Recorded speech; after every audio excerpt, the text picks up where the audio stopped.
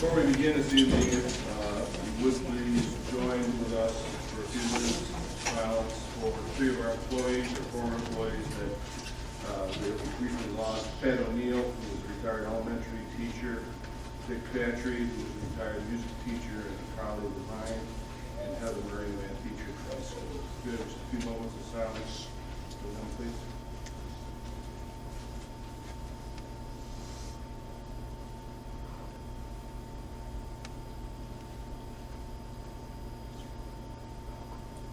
Thank you very much. Moving on to approval of the meeting agenda. I'd like to make one change in the agenda before we make a motion under item E to switch items 2 and 3, just the order of them. No change in the presentations, but the SDLE first and then the disposal of property. Okay, so I'm looking for a motion to approve that agenda. Mr. Anthony, second. All in favor? Thank you. Moving on to superintendent's report. Yes, quite a bit to report tonight. First of all, congratulations goes out to Denise Battle, a 1981 graduate from Paul B. Moore High School, who was recently been named SUNY Geneseo President beginning July 1st, 2019. Congratulations.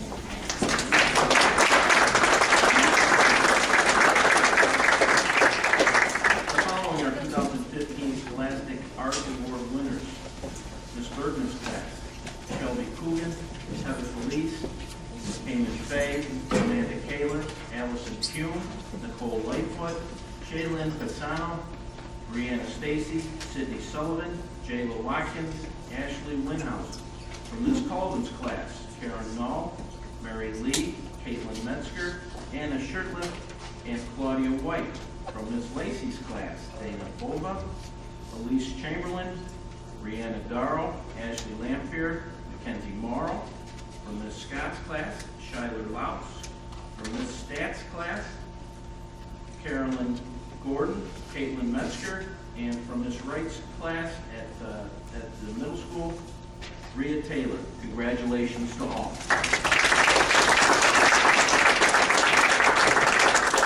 Dominic Godisi, senior at Paul B. Moore High School, has been named National Football Federation Scholar Athlete. Great job, Dominic. Congratulations to the members of the Central Square SRA Winter Guard and Varsity Winter Guard for their first place finishes in competition at Phoenix. Congratulations.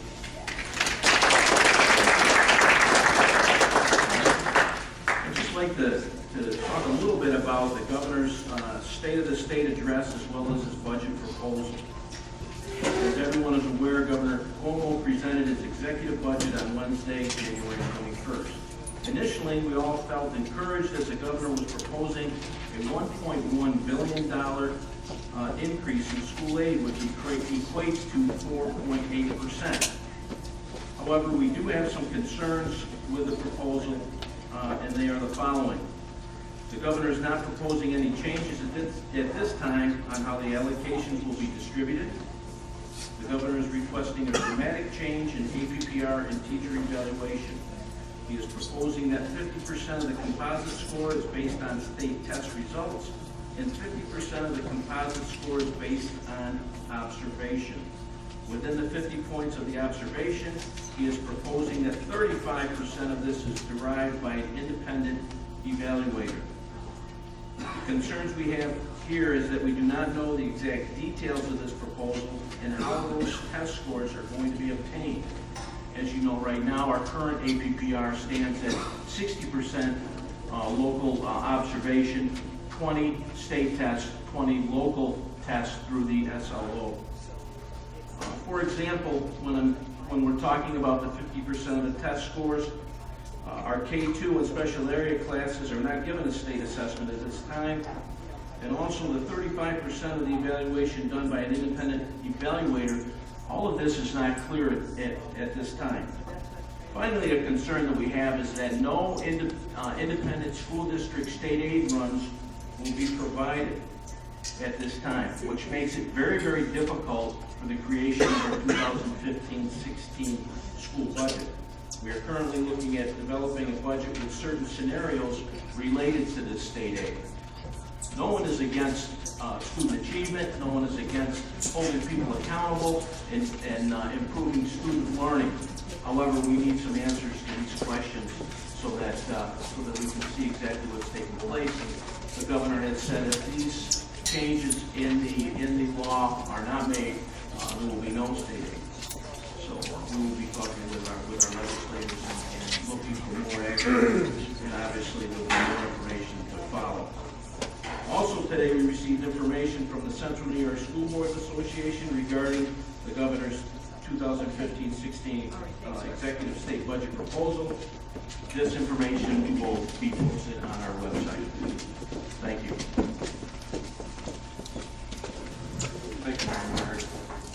Moving on to item E, reports to the board. I'll introduce Mr. Grant Bowden, principal of Central Intermediate School, for tonight's spotlight, and just thank you for coming tonight. I know this is what we done a few weeks ago, and then thank you in advance to all the students who were able to rearrange their plans for the year also. So, Mr. Bowden. Thank you very much. You hear me? Good. Well, before I begin, I guess I just wanted to let the board know what I think about going to CSI. After having been in AA Cole for 14 years, 13 years, however long it was a difficult thing for me to be uprooted and move to a new school. But having been there for just a short couple of months, I find CSI to be absolutely amazing. Amazing kids, amazing parents, amazing staff. So I thank you for the challenge in my career and the opportunity to move on to a new school and make an impact and have new learning. So thank you very much. Would that great set of students, parents, and staff stand up and be recognized?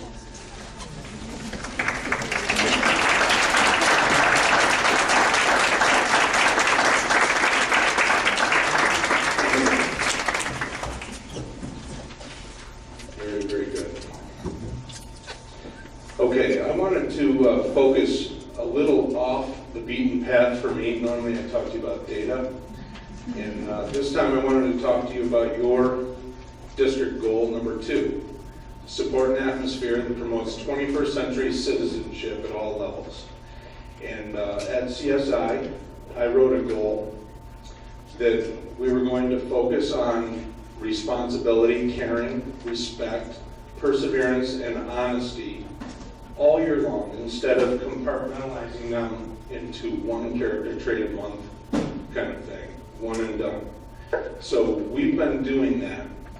We've had some character ed assemblies. I know Mr. Hoyt was present for our dancing teachers assembly, which I was going to get the video, but I was forbade to do that by my staff. It was a riot, absolute riot. We do the bucket filler awards. The kids, you like that, right? The dancing teachers. Yeah. We do bucket filler awards, where anytime students are caught doing the right thing, they get written up and it gets sent to the office, and then I hand deliver the bucket filler to them in the classroom and congratulate them for a nice job. But the thing that I really wanted to focus on, and the thing that really stands out to me, one of the things at CSI that we did not have at Cole, and it's a great, great idea, is the Helping Hands Club. And I think you've been introduced to the Helping Hands Club in the past. It's worth seeing again if you haven't, or if you can't remember. This is a portion of our Helping Hands group right here. There are, how many, 31 in all? Yeah, 31 fifth grade students in the Helping Hands group. And they're literally a beacon of light for us at CSI. Their impact is within our own school, within our district, throughout the state, and it even goes overseas with some of the work that they're doing with the soldiers. So I want to step aside and let CSI Helping Hands take it from here. Come on, guys.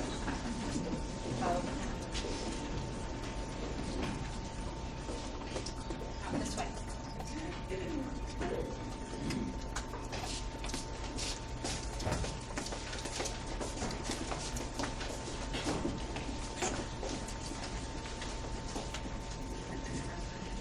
We're the Helping Hands Club of CSI.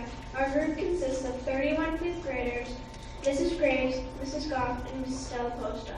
Our motto is pay it forward and to live by the golden rule. We would like to do our club cheer for you now. Helping hands are who we are. We help wherever, near or far. We love our family, community, and school. We live each day by the golden rule. As one we rise, together we soar. So here we are to help out more.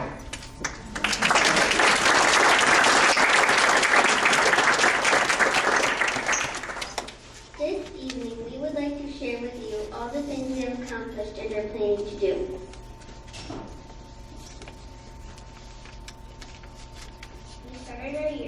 We started out our year by participating in our character education, care, and assembly. We introduced all 5 character words for the year. We tried to report how good character rules help us achieve a good character school. Next, we marched in the homecoming parade. The theme of the parade was computer ed games. Our choice was Farmville, where we made posters of animals, which came out really well. Halloween came along and we helped to get it done. We started the coins that our school collected. Wow, $500 was totally collected. Lori Schneider from the Corporal Kyle R. Schneider Foundation came to our school to speak with us here. She helped us come up with ideas of what we could give to our soldiers near and far. She told us how important it is for us to reach out, so we started by making Thanksgiving cards to send. Then we kept going and made police cards and Christmas cards, 42 to be exact, which were to our soldiers to wear.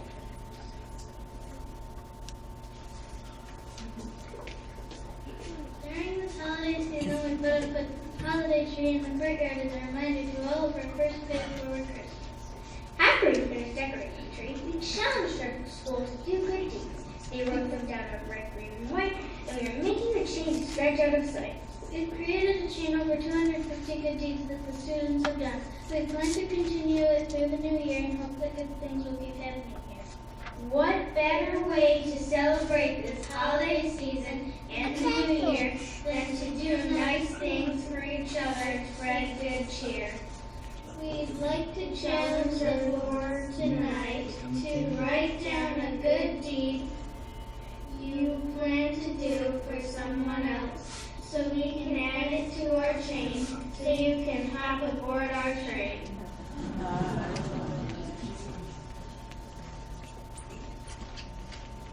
And gentlemen, plan to find fundraiser. Kindness for Cause will be our draw. We want to raise money for the military dogs. Service dogs to be exact. They help wounded soldiers after Iraq.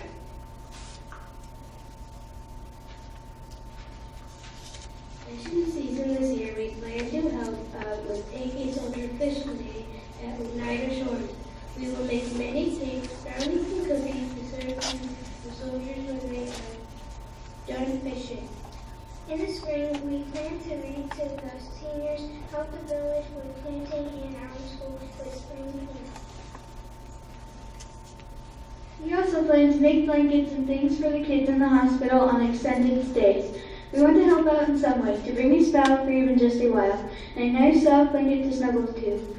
Sounds great, don't you agree? It feels good to feel a need. We want to do more and more and more. We are hoping each step will open each door. Thank you and a Happy New Year.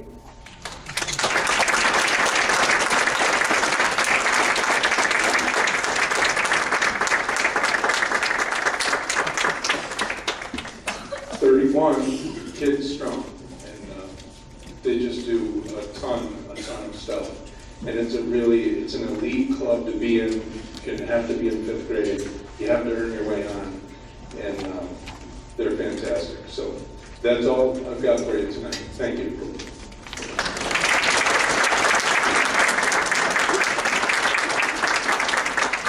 you, Mr. Bowden. Anybody have any comments or questions they'd like to ask? Thank you all. I have a couple questions. Okay, so we're supposed to do our little change here, right? Go to your white slips to add our change. I wrote down one.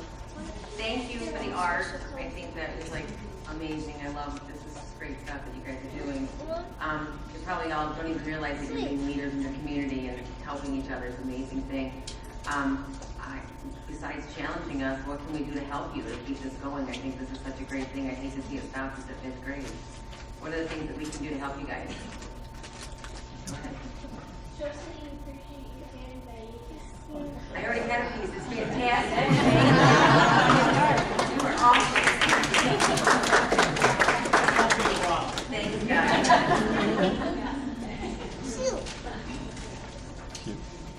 I think just being there and supporting us. I think they come up with the ideas and we try to bring it to life. So if ever we can help you, if there's anything that in the community or in the school that you know of they can get involved with, we definitely appreciate it.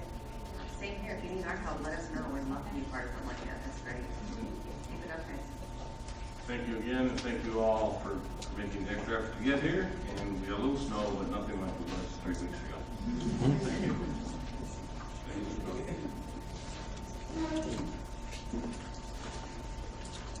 Next on our agenda will be the presentation by Mr. Kulai and Mr. Folletti, Strengthening Teacher and Leader Effectiveness Grant Update.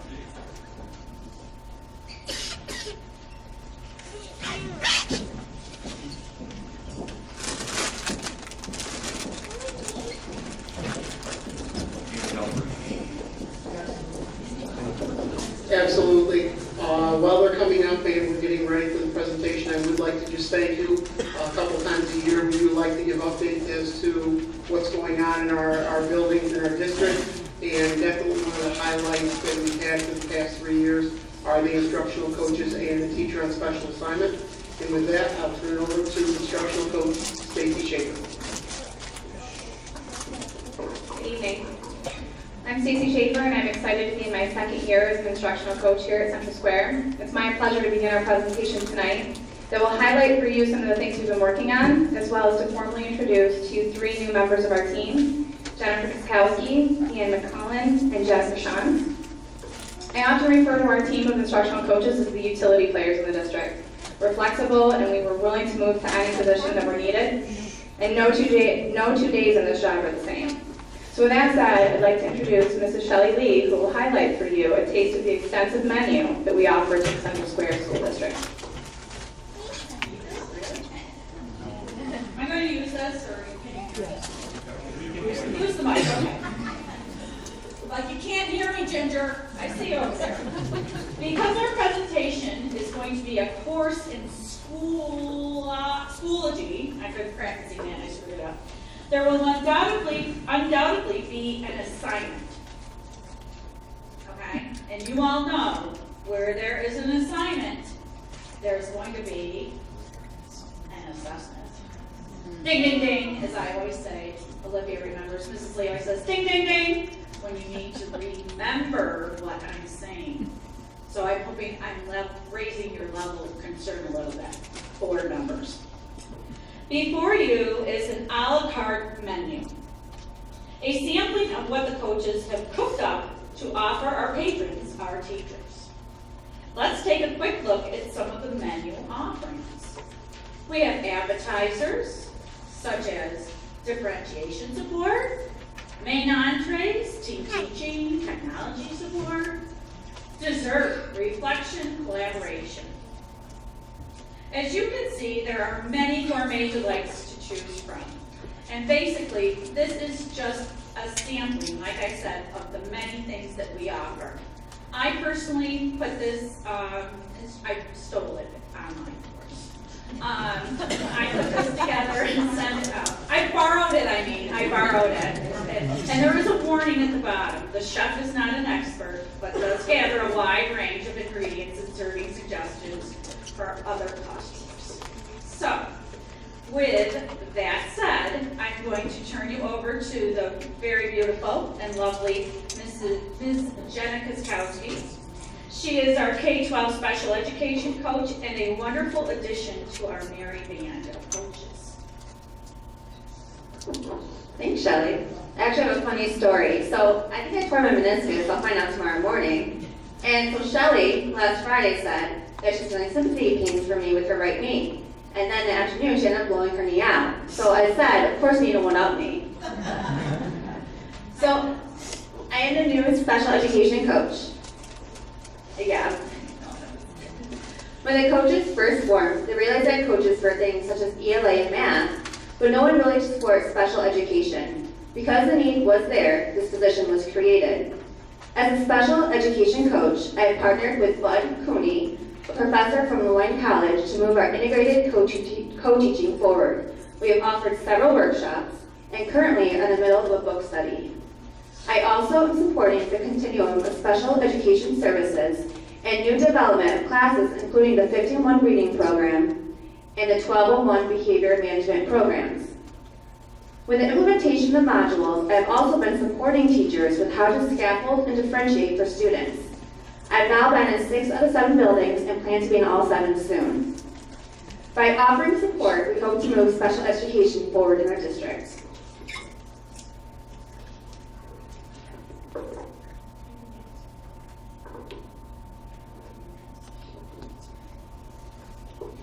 One of our roles as instructional coaches has been training as administrators on Schoology. Here's a brief video to show what Schoology has to offer.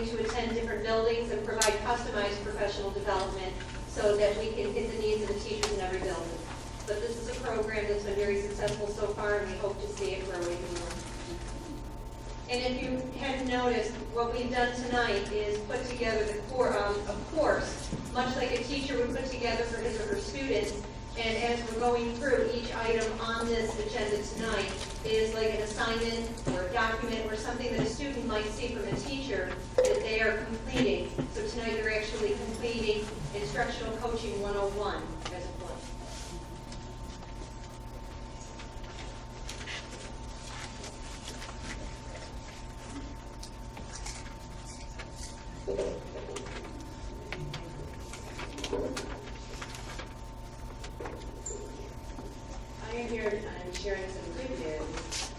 bragging a little bit about the newly improved reading room at Hastings Gallery.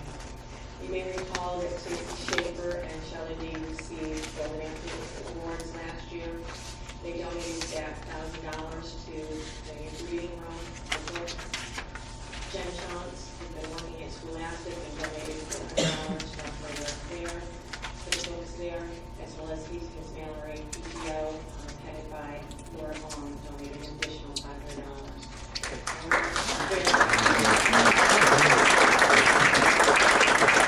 All of our elementary buildings have level reading materials as well as our middle school. That's wonderful for all of our buildings. Our partnership with Oswego State continues to grow. You may recall the grad class that we had here at Albany last year. That was such a big success. This year, we are having another grad class again with Dr. Chris Walsh. The topic is engagement and mindfulness. The class is capped at 22, but I do want to let you know that we had 46 people scurry to try to sign up for that. So it is very hot and it's being very successful. In addition, something new this year is we have 3 sections of Maureen Macy's adolescent ethics class. They are actually taking their course here on campus. So they have class with Maureen and Lynn, and then they leave there and go right into our classrooms and have their practice experience and their student teaching the following semester. This has been really wonderful. We've been able to really stretch this, so their practice experience is much longer than it used to be.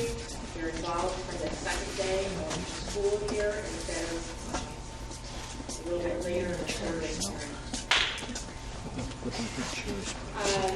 These students also, then at the end of one of our superintendent days, they share their project and the research that they've been doing with our teachers. So we had a really nice exchange of ideas, information, the most current research, and it was good for them and it was good for us as well. As we look into the future, we've had conversations with Oswego State in partnering for a literacy class at the graduate level at the high school, and a way to try to tutor students at the high school level. We also have Professor Sharon Kane, who has started a group at the middle school. So we are pulling more people from the college and getting more of our teachers involved that are interested outside of their school day and individualized professional development. And the last thing that I have to report is that because of the partnership with Oswego, Chris Walsh, Lorraine Malecki, and I will be presenting in Atlanta at the Professional Development National Schools Conference. I'm very excited about taking the good news of what we're doing here at Central Square and taking it down to Atlanta and sharing it.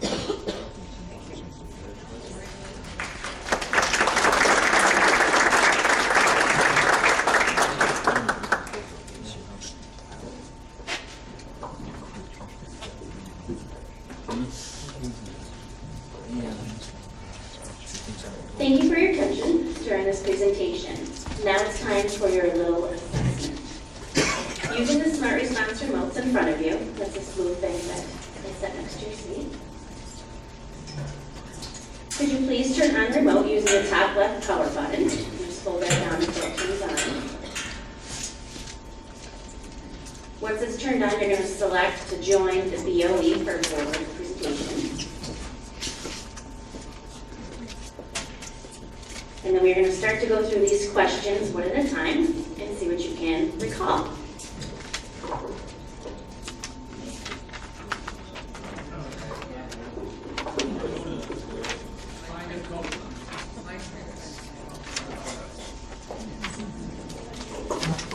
Go ahead and click Find a Class if that's what it's asking. And then hopefully you'll see the BOE, join BOE after.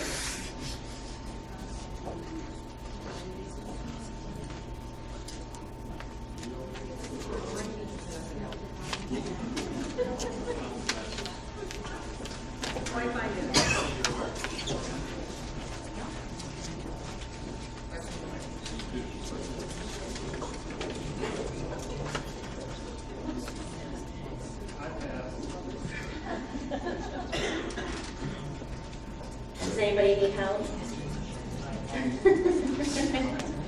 This is a tool that our teachers use a lot to help ask questions, survey questions, and we get data immediately right from these questions.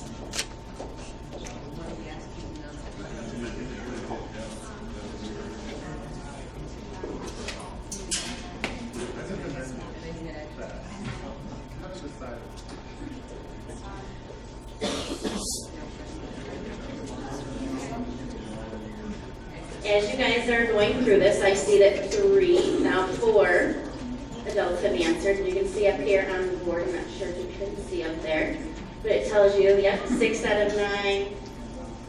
So as soon as it's all students have answered, make sure you do, there we go. So our question was, technology support falls under the district's category in the instructional coaching menu. And let's see what we have. We have 77% said no, and we had 22% say yes. So under the coaching menu, Shelley, what do we think?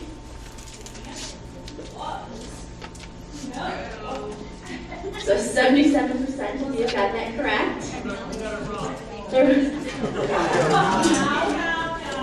You guys are in anonymous mode, so we can't tell that right now. Maybe that's a good thing. Okay, next question. What features does Schoology have? Choose all that apply. So we have post assignments, maintain calendars, record grades, flip the class, or to increase student engagement.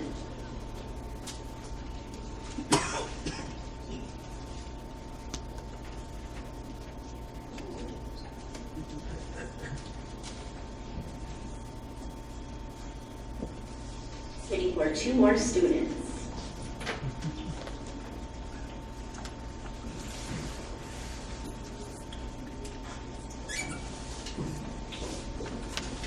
One more to go. There we go. Looking at this, we have all different answers going through, but every single one of those choices is correct. Schoology can do all of those things. All right, question 3. Which professor did Jenna partner with for ICT? Sharon Kane, Joe Bernard, Chris Walsh, and Bud Cooney. And ICT is co-teaching, integrated co-teaching.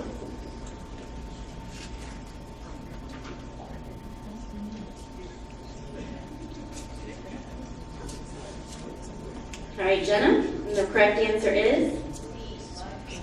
So we had 55%, a little over half of you got that correct. Question 4. What are some of the benefits from partnering with Oswego State? And these you can just go ahead and type right in.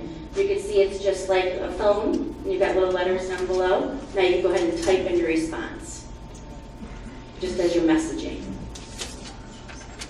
So some of the benefits from partnering with Oswego State.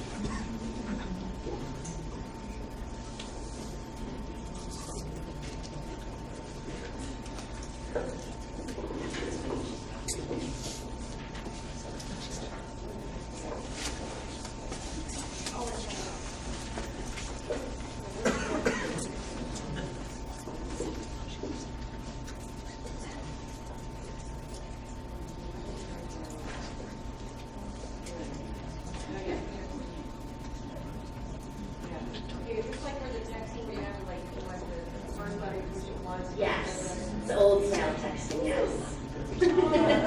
Might bring back some memory, right? What's the back thing? How do you get back to the letter? There's an arrow.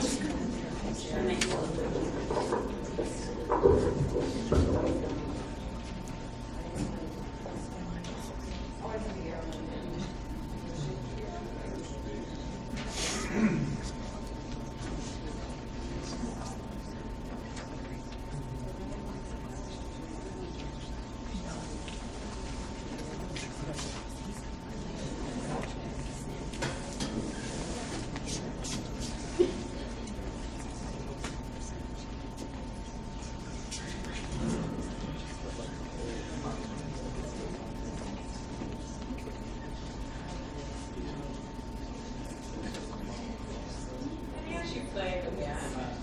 Are there any other questions that you might have for us? I have a question for you. How many people do you use in the schoolology? How many people are really using that? Who's trained them? I just looked last week at the high school, all of our buildings are using, but I just did a snapshot in the high school. Out of 84 or 5 teachers we have here, there was 37 already in the first few months. They're using it actively. From them and from the students, like how are they liking that? How is it going? I've heard very positive things. I mean, I have teachers who begin to collaborate amongst each other, even not necessarily using it per se. There might be a great conversation for being able to communicate that, share ideas, share resources. It is very helpful.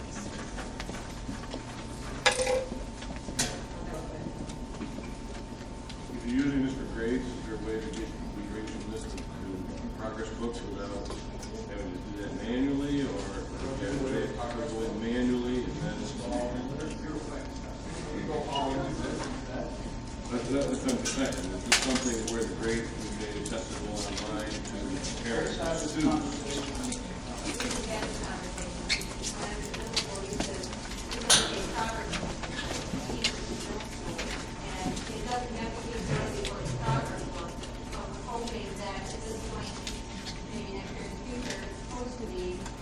It's on the timeline for next year to have work in the school. That's the student information system we're considering. So at that point, take the test here, score it, and have this grade into those. Well, right now, it keeps all the information for the teachers, but it's to keep it shared with students. Well, and there is a parent component too, so that with each student that has their account, there's a unique parent code. So parents can take their child's code and put it into Schoology, and then they're able to track everything that their child is doing as well. So it does have a parent component.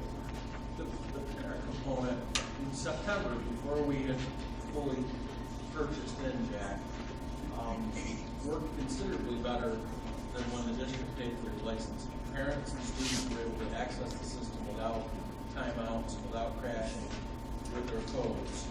And then once it started going through the school system, I don't know if it's our firewalls, but something started causing it to be very cumbersome for kids. So they were getting frustrated. You know, kids are, they want this stuff to work like this, as do their technology and savvy parents. So once it started running into firewall issues and downtime, the parents became very frustrated, and the tool is not as user-friendly. There's no other way for me to put it. And so the teachers that were implementing this tool in the classroom and getting on board and jumping in with it found it to be challenging to continue because the parents had a taste of what it was capable before Central Square got involved, and then the tool became less efficient after we got involved. What changed? It's the same tool. What changed is how we have them log in. And before we had kind of an open access with the code, so teachers would give out a code and parents would just simply use that here, and that was a whole lot easier. But we were kind of forced into that because students were creating 3, 4, 5 accounts because they forget their password, and the only way to get around that, so that the teacher finds them. So to manage the class, we have to limit them to the same login we use in the district, and by doing that, we have to get rid of codes, otherwise they can just get around that. So I think that's a growing pain. I haven't heard complaints about it since. I'm not saying it hasn't gone away, but I haven't heard complaints since we first started. But it's the same software. We just got to worry about the codes. And that this summer we're going to do another transition, which will make that painless. And if you still have that, then turn it over.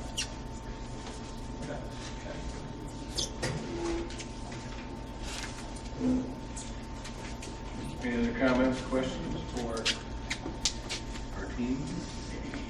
I want to say it's who I've never done so well before. It's wonderful. Thank you to all the elves. Distributed leadership. Thank you to all of you. Thank you.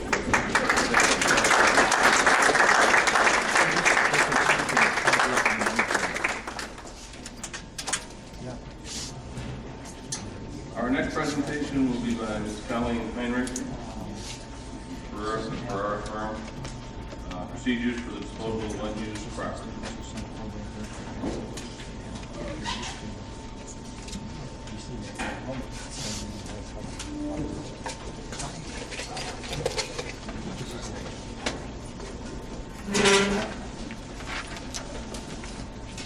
This is what is this? What's it better?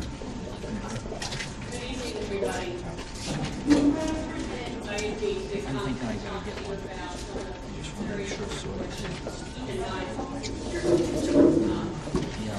discuss some of the considerations the board should keep in mind when thinking about disposing unneeded school district property. Initially, the first step is the board needs to make a determination that property is no longer needed for school district purposes. And for the purposes of the elementary school, the board has already taken that action last spring. So at this point, we're going to discuss the steps and what goes forward, what the steps are going forward in considerations that we need to have. The Board of Education, the Central School District, is authorized under Education Law 1804-60 to dispose of school district property by a board resolution. That resolution, however, could be subject to a permissive referendum should 10% of the qualified voters in the district file a petition within 30 days of the board's action to approve the sale, seeking a public referendum on that. The law is pretty unique in this regard when it defines what a qualified voter is. And a qualified voter is any resident of the district for the last 30 days over the age of 18 and U.S. citizen. So it's a very wide scope of individuals. It's not registered voters, it's qualified voters. So that's really the only condition on the sale of district property. Otherwise, it's the board's discretion to do the sale of district property. When we come to that point, the district meets the buyer and has a meeting of the minds of the buyer. Any purchase contract that the board will consider will put that contingency in a purchase contract, so they have that and they're aware of that as well. Other than that, then, the board has a responsibility to sell the property in any way it deems appropriate. We are limited to this fiduciary duty to conduct a sale in a commercially reasonable manner. And in doing that, you can choose any type of method to sell a property, keeping in mind that you want to always try to get the best price for the taxpayers of the district, and keeping in mind whether there can be a repurpose of the property for the community. So we've had school districts utilize an RFP to utilize a realtor to do it. We've had school districts do it as a bid, put it out for an auction. We've had school districts put them on eBay. So that's something you have discretion in doing if you're using the type of manner in which you want to sell the property. So that could be a discussion that you want to have, but keeping in mind your goal is to get the best price, fair price for the property. Part of that is also reviewing our title and our survey. Usually the first step is to review the title to the school district property. We want to always make sure that there's no restrictive covenants or something strange in there. We've seen a lot of times when we sell school district property, especially if the property is held for a long time, it was given to the school district as a gift solely to be used for school district purposes. I did have already taken a look at the district property for the elementary school, and I didn't see any problems. That's an expense to the school district just to update the abstract, the title. We always want to make sure we review the survey as well to make sure that's up to date as well. There is a SEQR, State Environmental Quality Review resolution that would accompany any sale of district property, and that's just a simple resolution declaring that what the action is. There's really no other SEQR action to be taken other than to adopt a resolution. When the board considers the sale of district property, we always want to look at the highest price for the property to sell. But you also can keep in mind if you had two purchase offers that are equal in value, you can consider such factors as whether it's something that's going to be put back on the district tax roll. Other factors the board may want to keep in mind is, can we repurpose this property for the future for the community as well in using it. The sale proceeds for any sale of district property, there's a hierarchy of how the sale proceeds have to be used. And first and foremost, it has to be used to reduce any indebtedness that is attributable to that building first and foremost. So that's really their priority in uses of district sale proceeds.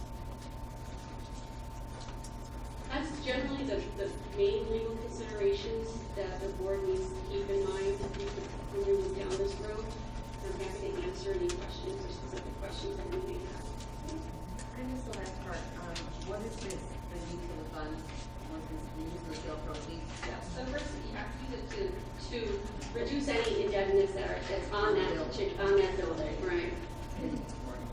Yeah.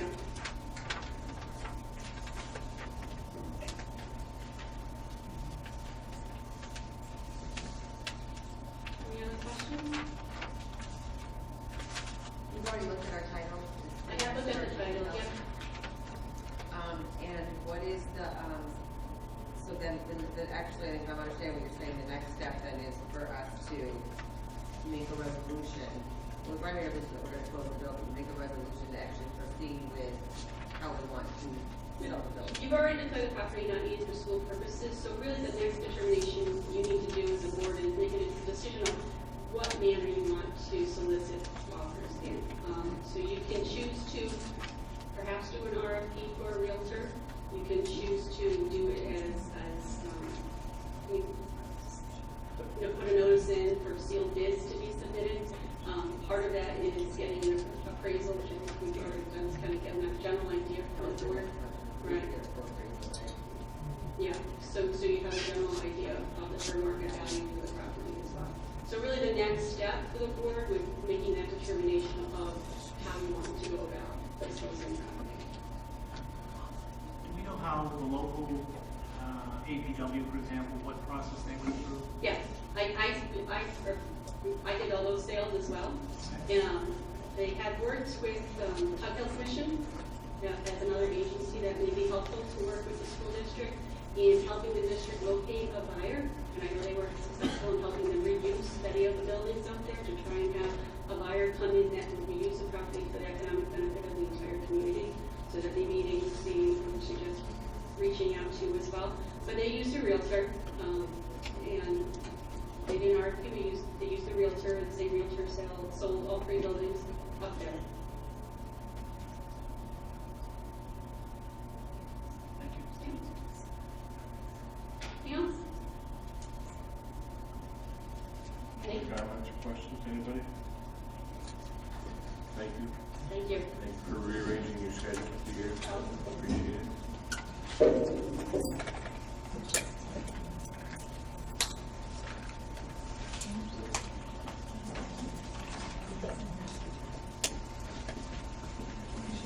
Moving on to item E. 1 second. I'm sorry.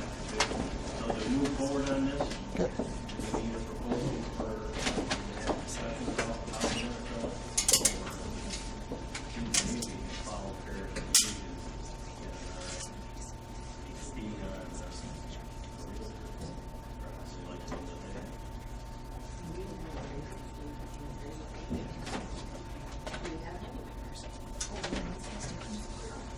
If we can discuss that, and we can have that discussion with the board about the realtor, or if you want to utilize the same realtor, we can have that discussion, and then we can do an RFP for that, or we can just, the board can just, I can ask the realtor for a proposal, and then the board would come back to the board to approve any contract. Well, it just seems to me that whoever the realtor was that sold 3 schools in Terry had experience in the North Country working with the Federal Commission. I mean, it makes sense that we would go forward with that, and at least have that realtor come in and discuss it with us. Yep. Make sure that we're on the right Yeah. page. Maybe that's the next step, is to have him come and have that discussion with us, and we can move forward. Yeah, and I'm happy to make that connection with him, if they utilize in the other school districts as well.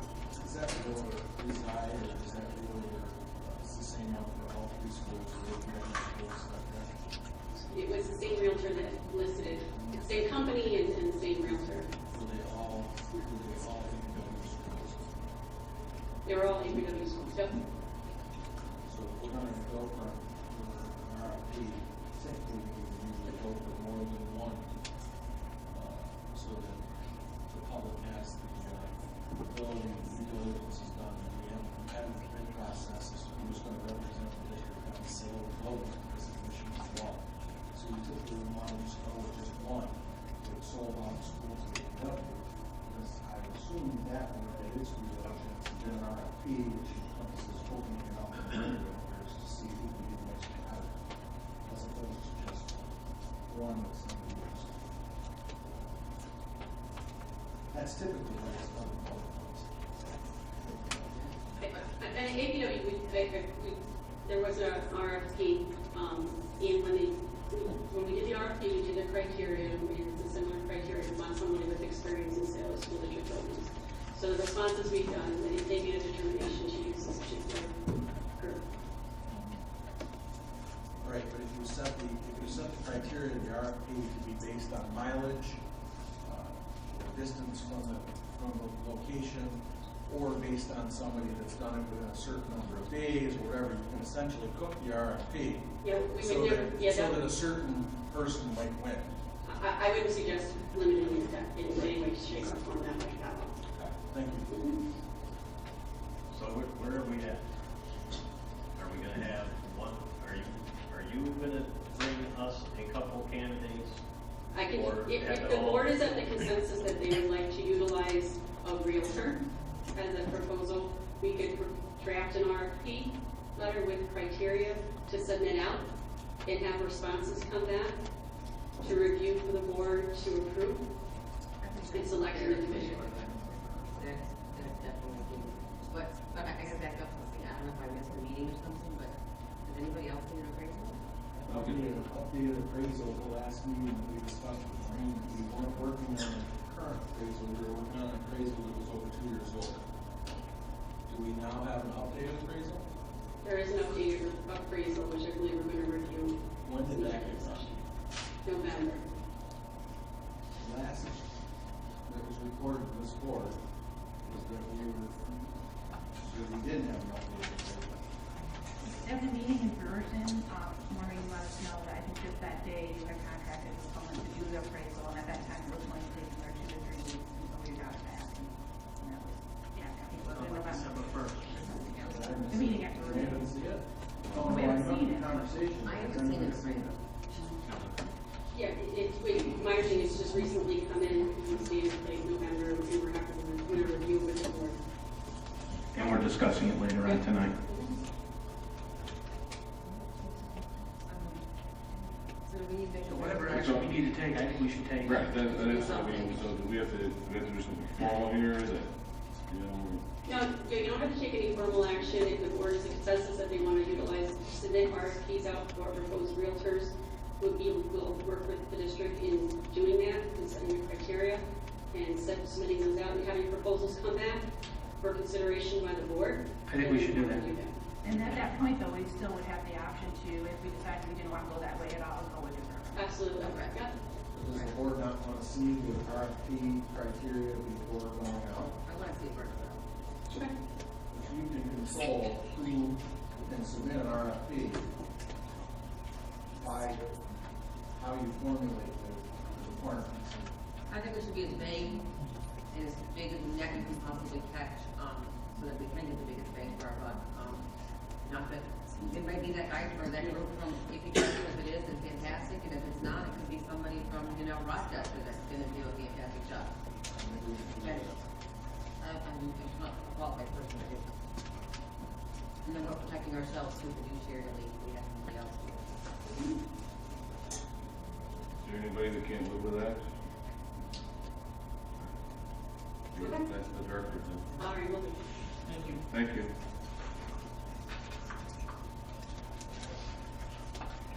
Now, moving on to open forum, I have one blue card, Linda Meredith. I'd like to speak on the state budget.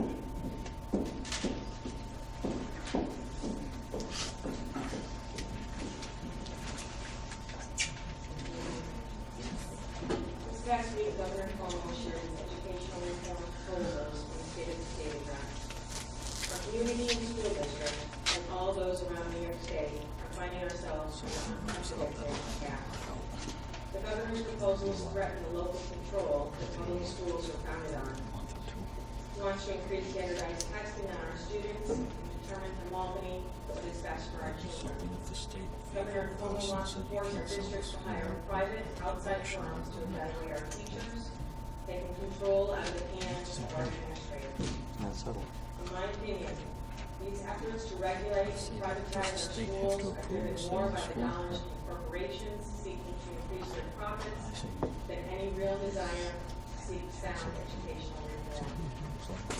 Rather than seeking to root out corruption by reforming state government, the governor wants to direct attention by attacking teachers and public schools.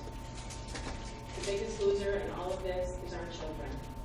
They have only one chance to be successful and find a true love of learning. They deserve to experience a nurturing school environment. When the stakes become so high on our teachers and administrators for students to perform, any creativity or project-based learning is lost.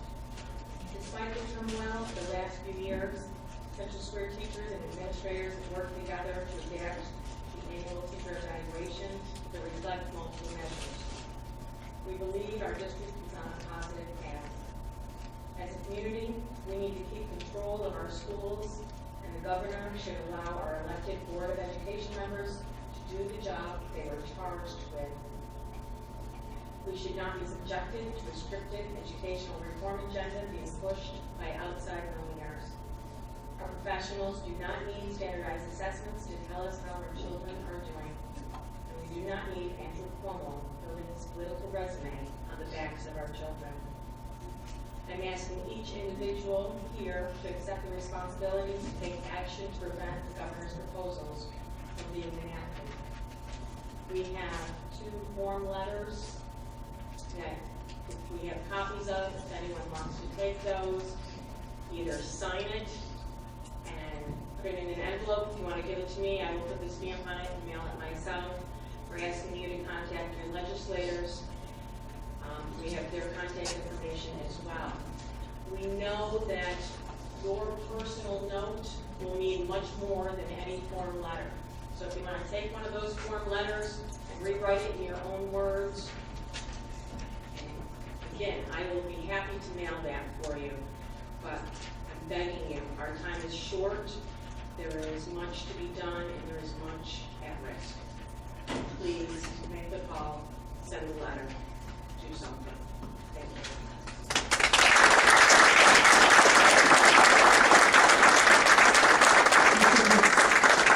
Can I say something over here? I'm not sure that it was obvious when Joe was talking about it and Linda was just talking about it.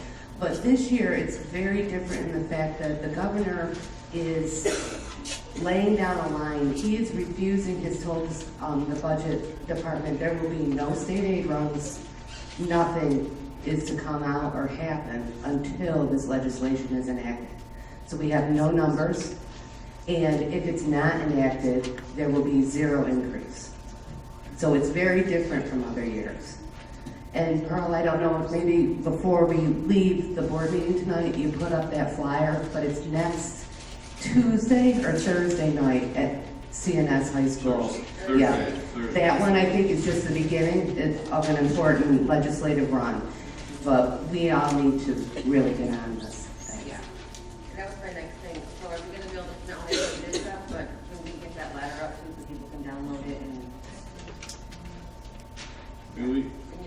You know, I'm looking for ideas, and people have suggested how we can start mobilizing. We have to get parents, you know, massive involved, contacting legislators, because the only way we're going to have an effect on this, in my opinion, is to work through them.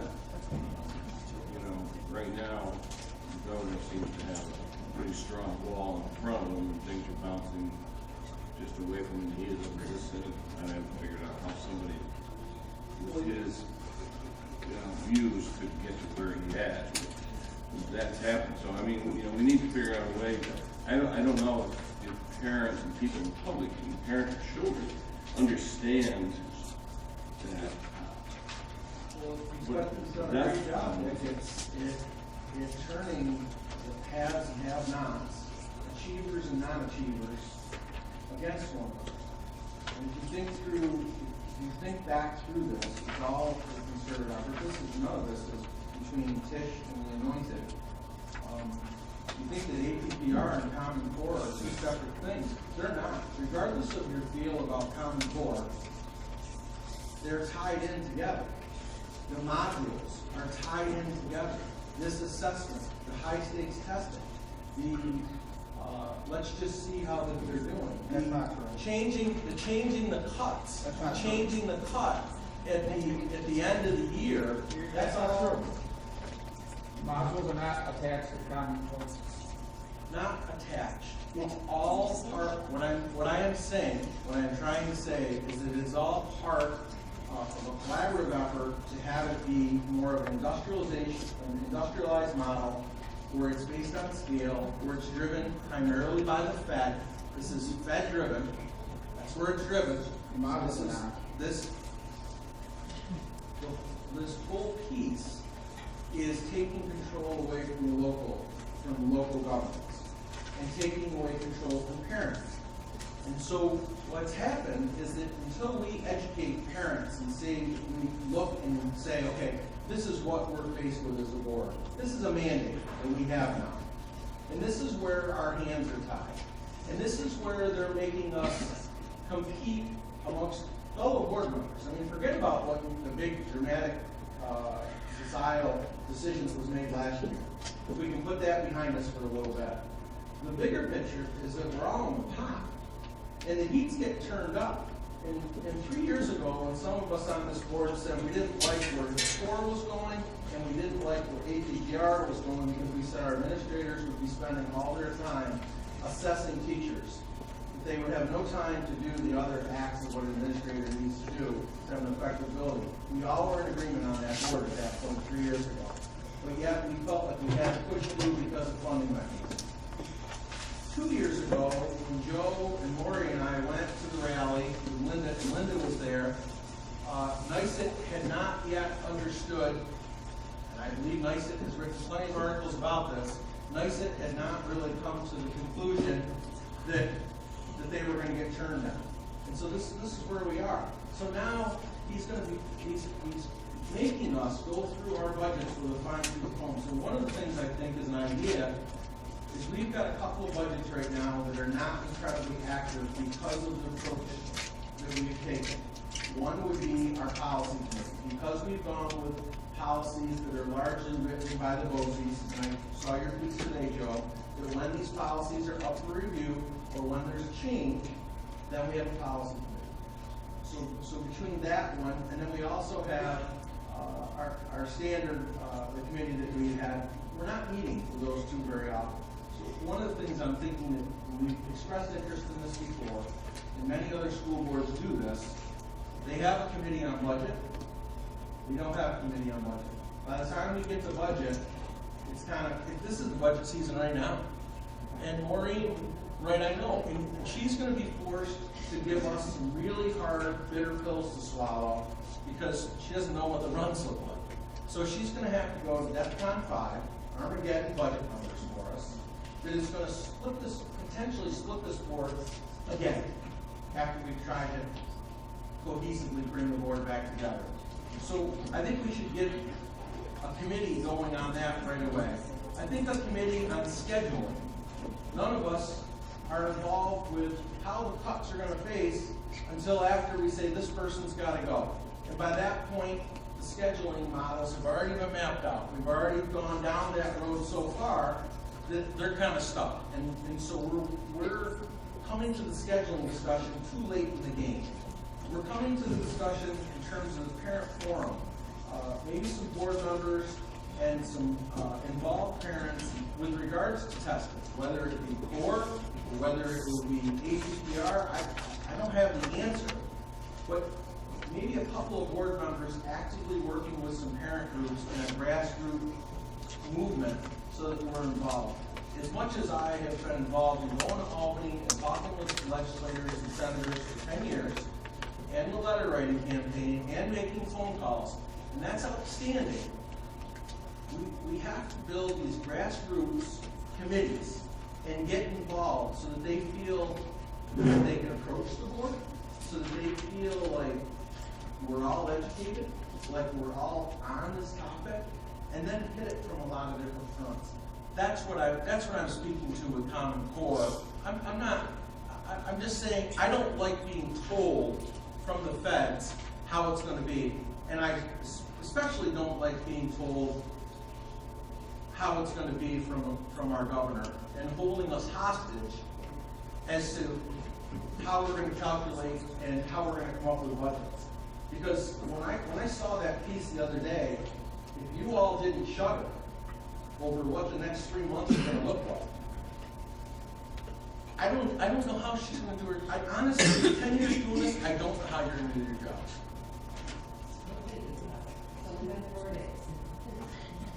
I mean, the whole state's thinking about it.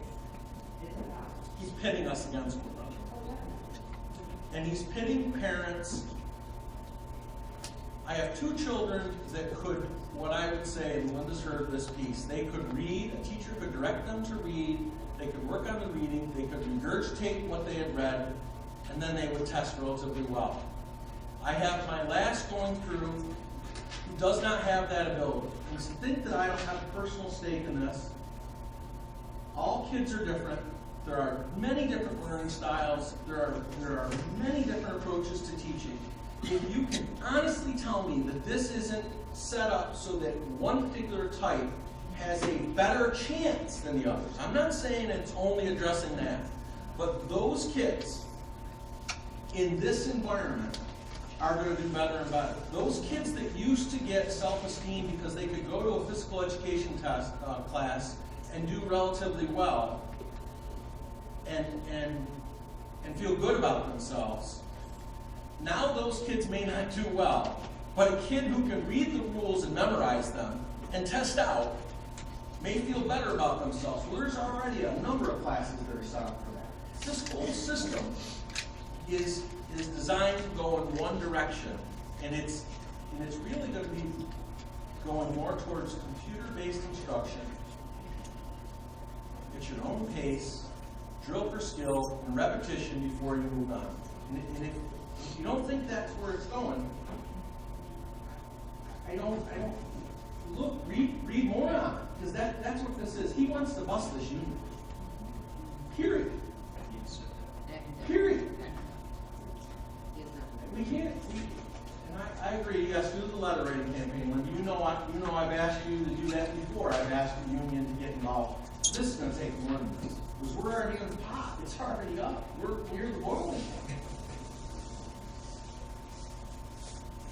I really think we should do more with committees this year than we've ever done before. I don't understand the scheduling committee. Explain that to me. I don't know. Well, by the time, in the past, when we don't have money, our biggest expense is people, right? We all know that our biggest expense is people.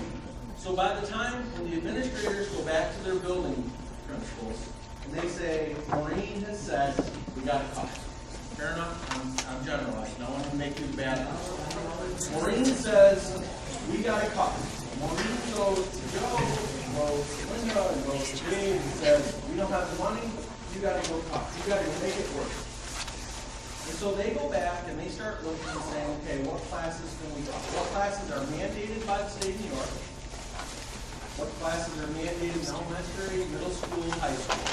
What classes do we have a strong allegiance to as Justice Sawyer that we've always done really well with? And it's our pride and joy. And then they make a decision about, okay, what teachers can take on more students? How does that all fit with the scheduling? And by the time we get it, it's already so far beyond this board that we don't have any real dialogue.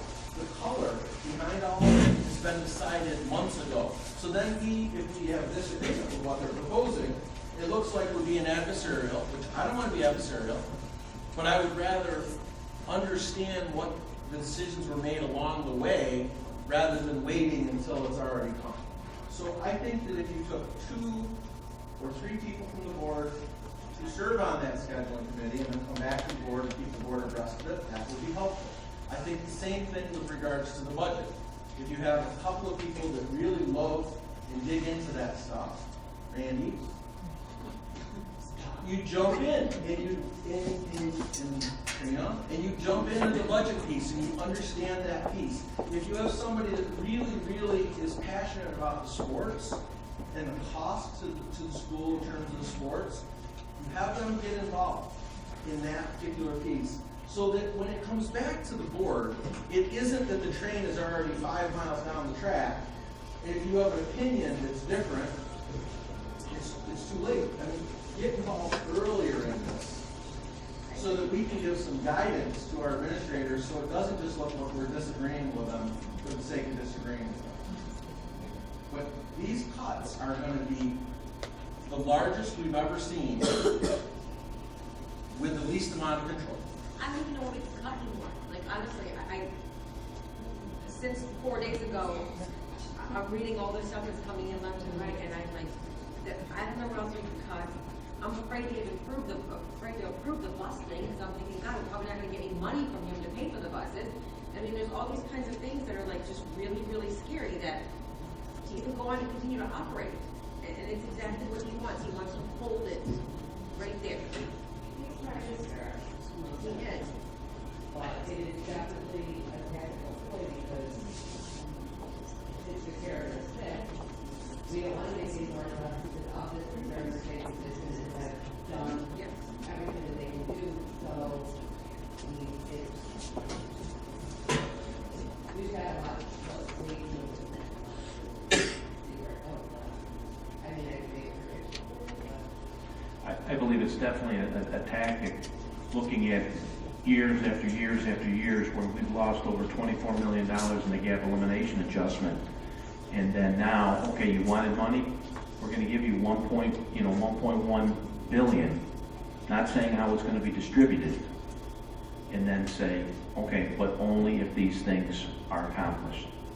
We're currently working on scheduling right now, and obviously we're looking at what our expenditures are, but there really isn't, other than reductions based on enrollment that we can look at. But you have mandated classes that are required, and you have electives, and you have a whole series of those pieces. I don't want to speak for the board. I guess I'll speak to my own ignorance over the years now. Having been a classroom teacher, being married to a classroom teacher, having my own kids go through, I still don't have what I would call a level 1 understanding of what are mandated classes and what are not, and what could we get away with, and where could we squeeze here, and what could we do. I don't understand that. I don't, to the level in which I can be as fiscally minded as I may need to be with my 1 of 9 goals. That's where I'm coming from. This, with regards to testing, we have a full group of parents out there. You may not think that they understand all of the why they're keeping their kids out of the test. They believe they do. And so whether we think that they're right on keeping their kids and opting out of the test, or we think they're wrong, if for a second you look at it and say it's irrelevant, they're parents who actually care about why they're doing something, even if they're doing it for the wrong reason. Maybe it's time that this board come together and support more forums to educate. And even if we agree to disagree, at least we know where we are, and then we can then ask for the letter to your congressman, a letter to your senator, a letter to your senator. Just more involvement where it's just 1 or 2. I see the work that you do, like when you reach out to a small group, Trina, on your own, and the dialogue that exists when it's just you, not as a board, or Dick, or when you do it with sports, or when you've done it on the North Shore.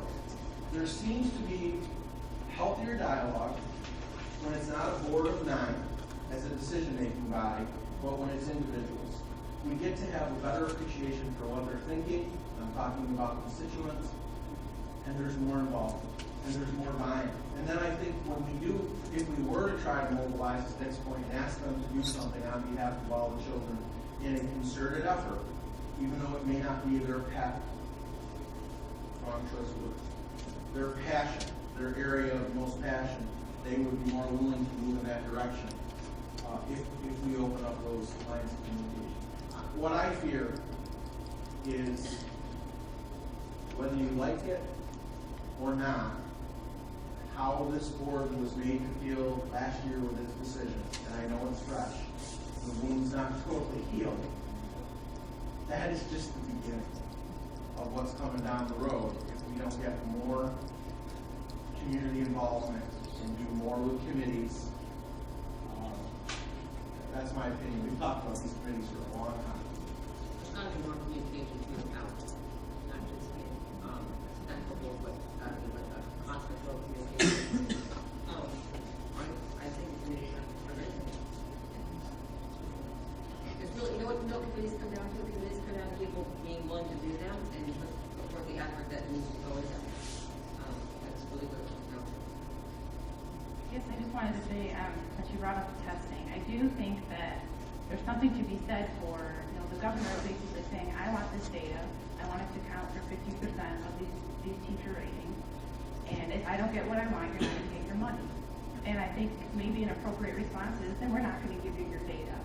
I mean, I think as a parent, that is what I could do in response to basically what is blackmailed by the governor. And if he doesn't have that data, what is he going to do? So I think that is in the minds of parents, because what else can you do? And you're seeing your child being used basically as a pawn, right? Because that's what he's saying. I want this data. I have to get it from your child. It's not going to do your child any good. Certainly not this year, probably not next year. But I want it. And in order to fund your child's education as it should be, as you have the right to have funded from the taxes that you pay, you have to give me that data, or I'm not going to give you your funding. So, what if you say no? The only concern that we have with that is that we'll have to come up with additional assessments in order to see where the student is and where we need to focus our instruction on. And I understand that. And maybe that's a price we have to pay to say we're not going to be under your thumb. I understand.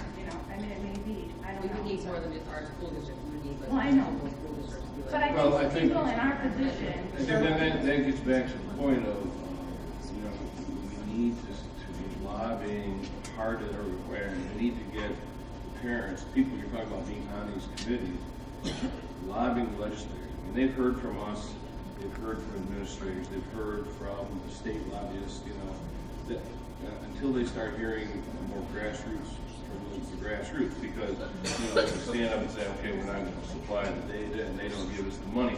One thing that I've always hung my hat on here since I've been involved with the school board is, in spite of all the cuts we've made over the years, and we've had significant staff cuts, we have not eliminated programs.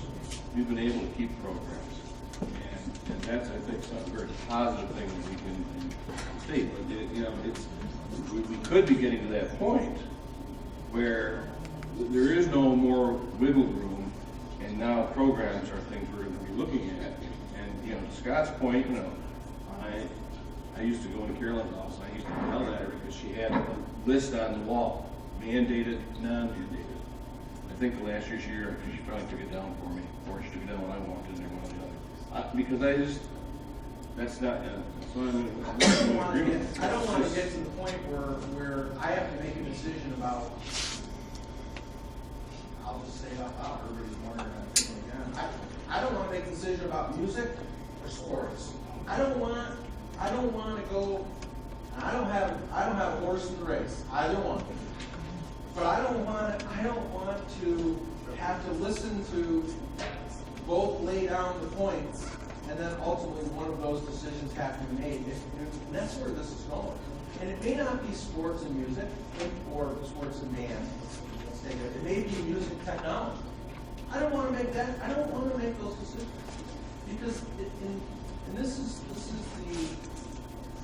where it's being forced. And so, parents, ask them about homework right now. You don't think that these elementary school kids have more homework after before? I don't even know if we have a recess policy. Do we mandate a certain amount of time for recess? Is there a board policy? Don't know. I'm sorry, I should know that. But I never had to worry about it before. And you can sit back and think that doesn't matter, but take some child development classes and see where that matters. Look, we get kids up.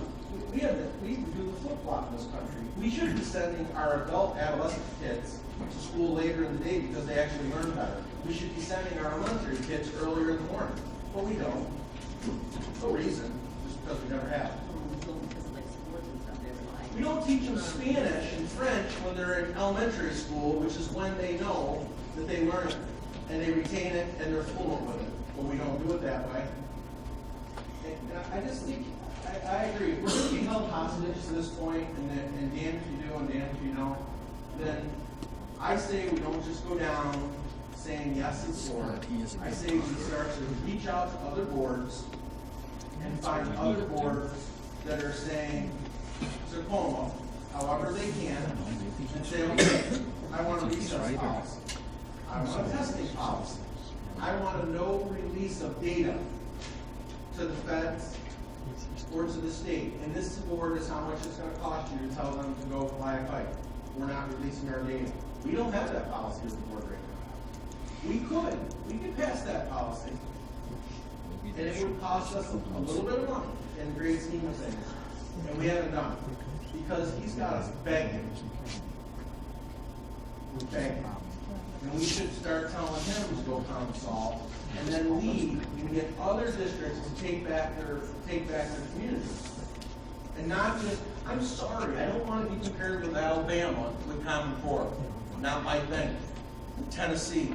I didn't choose to live there. New England states were the best schools in the country. And I don't know that anybody can say that now. And if we allow this to continue to go this direction, it'll all be the same. One size fits all. Good stuff. Really good stuff. So I'd like to make a motion that we really talk about, and I threw out a couple of things, but there's going to be lots of others. And there probably should be.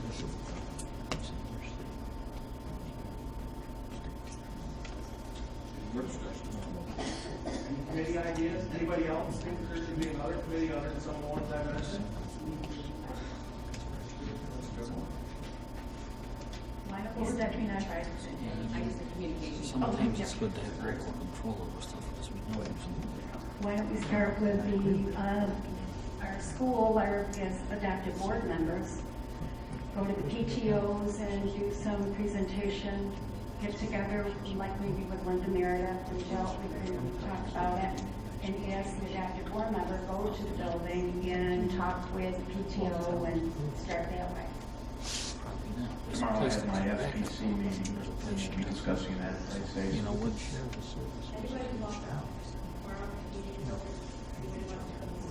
At 6:30. We have 9, so if everybody's picked up 2 committees. I know some are already serving on some, but what I understand, those committees are not as active as they once were. Like the policy committee, we used to meet every week, every month, right? And now we don't need to. So maybe we don't count that. But let's look at some of these that we should get moving. Communications, that's great. Board members on that, with some parents. I say, okay, this is what's right with the communication strategy. This is what's not. So, just to clarify, the motion is to create committees. I mean, Did we get feedback?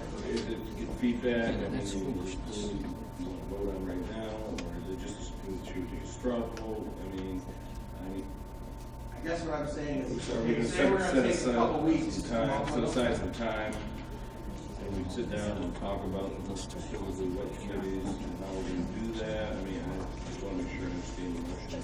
When we set a time, I guess what I'm saying is, I don't know that we need to talk about some of these committees that have been out at other schools for decades, or we've been, like, communication.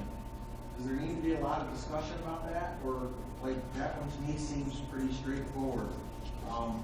The budget one. Other districts have had a budget committee for decades. I don't know how much communication we need to put together a budget committee, a communication committee.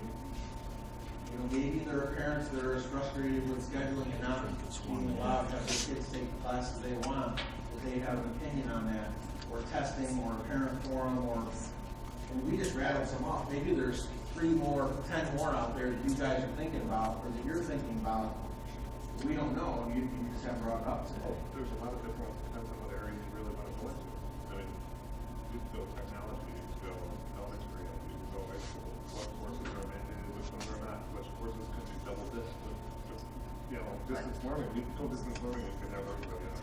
What if we said the next meeting, we're gonna put some time aside on the agenda, or we do it during fourth or whatever, and everybody like comes to a couple committees if they want to use them. If they're overlapping, then great, we don't use them. But if they're important to you. But if there's a lot of them that. that'll double fit into different Yeah, things. and that's what I'm saying, then you can decide which one, you want to be on, and you don't want to be on, and. Can we move on to the next meeting now? My recommendation is that you give me an opportunity to meet with my cabinet, and we'll come back, and it'll be on a Friday memo. Okay. Then we can look to move on a handful of them for the next meeting? Look forward. Let me sit down with my team. Is our next meeting next Monday, is it a week from today or 2 weeks? I believe it's the 6th. So 2 weeks. So, are we gonna table, basically table voting on SM, is that what we want to do, or? For me. Okay.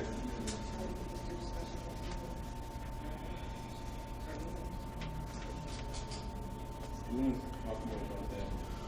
Oh, Just this in became, that meeting. okay, so, not, obviously not, I'm bringing public copies today, but we have board members' copies in the mail today. If you haven't got your mail yet tonight, just, you haven't seen it.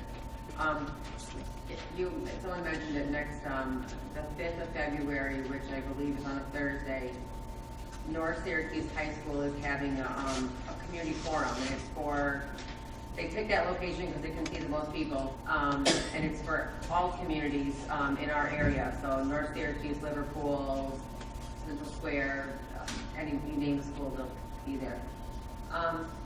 They're going to get up and speak about how this directly impacts the schools. Dr. Rick Tim is going to speak. He's a phenomenal speaker. He's really engaging. He speaks to you so you get it, you understand it. It's not all boring, high-level stuff. It's very, very understandable. And you'll feel very empowered afterwards to go back and do something, because this is where you're going to see how it's really going to impact you right down to the dollar. We got a thing sent to us today on the board that's just for Central Square and how it impacted us. We've talked about this before at prior meetings, but with a gap elimination adjustment over the last, from 2010 to 2015, so 5 years, this district alone has lost $24 million. So when we talk about every year that being like 5 million, almost 7 million, 5 million, 4 million, this year it's expected to be almost $3 million, totaling at 24. That's where I say I don't know how we can cut anymore, because every single year without having those millions of dollars that we've had to cut people, we've had to cut positions, we've had to cut classes, we've had to cut programming, and I'm probably going to get slaughtered for saying this, but I swear I am not about cutting another academic program. So if that means that we have to cut an athletic program or something, that's what we're going to have to do, because we're the Board of Education. It is our responsibility to educate these children. And I understand that co-curricular activities are very important, but I don't know where else we can go. And this is just, it's so real. It's just, if it doesn't scare the hell out of you, it should. Because I don't know how we can possibly do any more with any less. So basically what this is, and you're gonna put it on the website, Joe, right? It's already up. Okay, is really try to come to the meeting if you can. If you can't come, send somebody you know. Get information about it, because we can definitely communicate and get stuff out there, and we have a great way of putting a lot of stuff out on our websites and on our Facebook pages and those kind of things. And those are the kind of things we're putting out there and letting it get across the state and across all of our friends and family that they have to call, they have to write, they have to do something, because Dick's right. Form letters are great, but I'll tell you, I've sat with Senator Ritchie and some other senators in Albany, and they tell you if they see something in writing, they know how important. If you took the time to write to them or the time to call them, it means it's that important to you and it's that important to them. So if you're driving in the car tomorrow, make that call. Tell them that you do not want those things to go through. You need more money for your schools, and you're not going to accept the governor's appointment. Well, what I think also is important is about this presentation is it's not just for, let's say, PTO presidents or school board members, whatever. It's for the general masses. And I think one thing Rick Timms can do is he can get people fired up to a certain degree, and he has that knack in his presentation. And so, you know, however we can communicate to parents in our school district to try to maybe perhaps attend this meeting. It is Thursday night, it is at the CNS High School. CNS High School. No, junior high. Down on Taft Road, the junior high, that 6:30. auditorium is larger, 6:30. That's, I think, because then maybe some people will internally start getting motivated themselves, start talking and start, because I think if legislators start hearing from parents, I think that will kick them into gear. And quite frankly, that's the only way we're going to have an effect on the governor is through the two legislative bodies, through both the Senate and the Assembly. I'm convinced of that. It's just, he's got too much of the big money in the other direction. And you know what, those high school students, have them write letters. I mean, they would suspect if you had children write letters, but if you had high school students, I mean, I think every government class should be having their kids write letters. Because this is their education, this is their foundation. And what better way to get them involved in government than to have them start doing some lobbying and start writing in. They will listen to kids for sure, there's no doubt about it. Joe, I want to thank you for sending out a number of thank you letters and appreciation letters to active parents, board members, and they go a long way. We hear people coming back and saying thank you for sending that note on school letterhead. So to that point, this couple is going to be nominated. Well, they didn't graduate from this school. They graduated from North Syracuse in 1950 and 1953. This couple has put countless hours in with the Children's Glasswork Theater, and are constantly looking for kids to come and fill parts. Marge Thomas is a dressmaker and has put many kids in prom dresses and ball dresses on her dime to get them to be able to afford going to those functions. They're active in the church, very active with the Historical Society. In fact, 3 years ago, they started an award just based on Marge's efforts. They've been tireless advocates for this school district. They've been tireless advocates for children, and they may be being honored in North Syracuse for graduating in 1950, 1953. But Central Square is the recipient of an outstanding, wonderful couple and stellar community members. I'm personally asking if you could send a letter of thank you to that couple for their outstanding service to the community.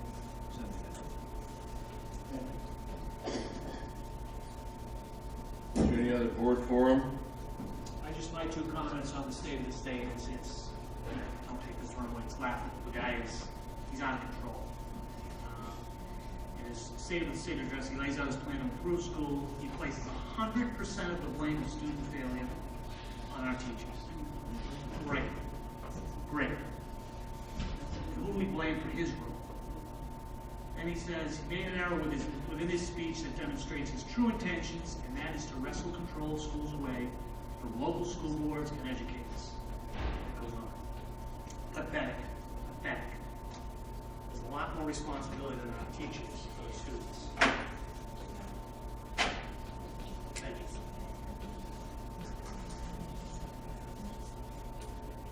Well, on that note, moving on to item G, we need to separate item G out this evening. We start with item G1, approval of the overnight student trips. We have a motion. Mr. Taylor, seconded by Mr. Hoyt. Is there any discussion on the student overnight trips? I have a question. Okay. I'm pleased to see that the 8th grade trip is finally up for approval. I am also, a couple questions, and I will make something else very clear.